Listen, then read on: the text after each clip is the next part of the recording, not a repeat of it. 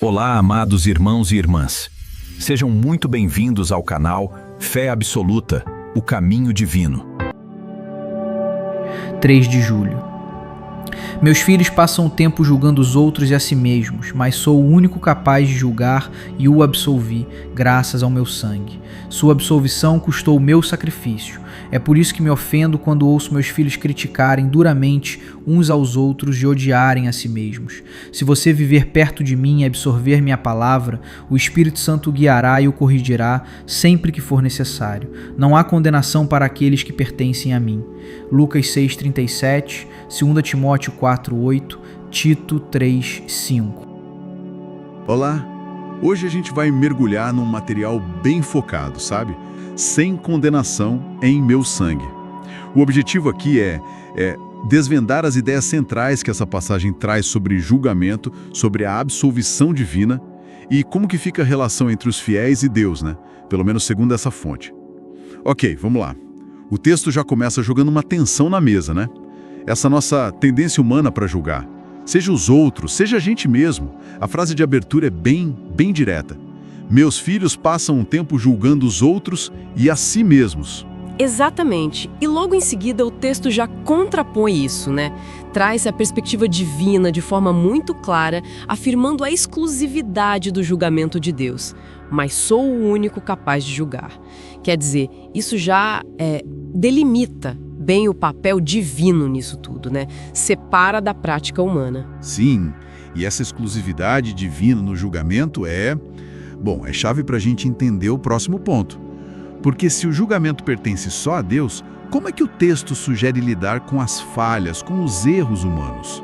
É justamente aí que ele introduz o conceito de absolvição, que a gente pode entender como perdão, né? Se livrar da culpa. O texto afirma que essa absolvição veio graças ao meu sangue e destaca que teve um custo alto, meu sacrifício. E aqui fica bem interessante. O texto conecta esse sacrifício diretamente com uma reação divina forte, sabe? Contra a crítica e o auto-ódio entre os fiéis.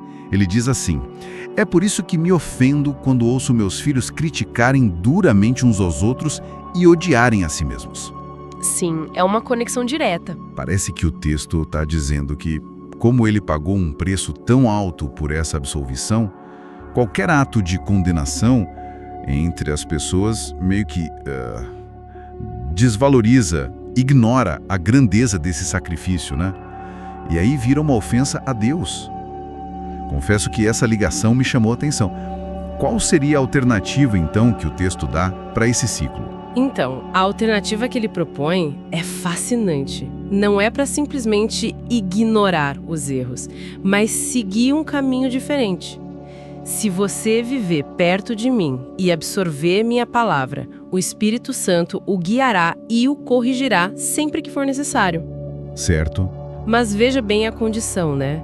Precisa dessa proximidade com o divino, dessa absorção da palavra. São como pré-requisitos para essa orientação e correção vinda do Espírito Santo. Seria uma forma de substituir o julgamento, tanto o feito aos outros quanto ao autoflagelo. Entendi. Uma troca, então. Exato. E a conclusão-chave desse trecho é bem enfática: não há condenação para aqueles que pertencem a mim. É uma declaração muito forte sobre segurança e pertencimento, na visão da fonte. Potente mesmo.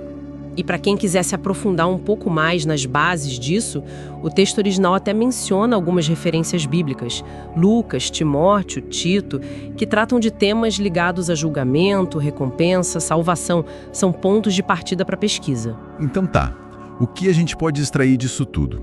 A mensagem central que parece emergir dessa fonte é um convite para quebrar esse ciclo de julgamento humano, né?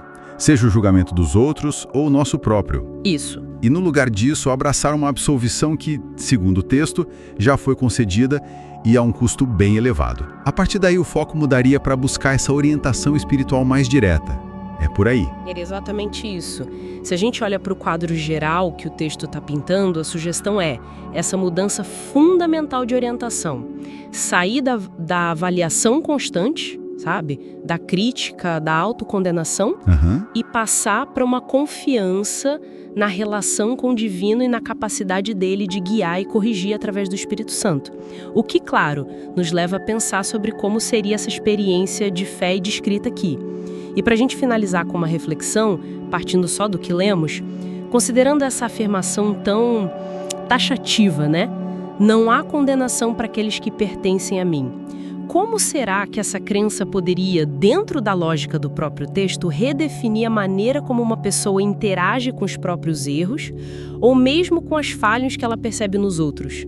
Fica aí uma provocação para a gente pensar nas implicações disso no dia a dia, né?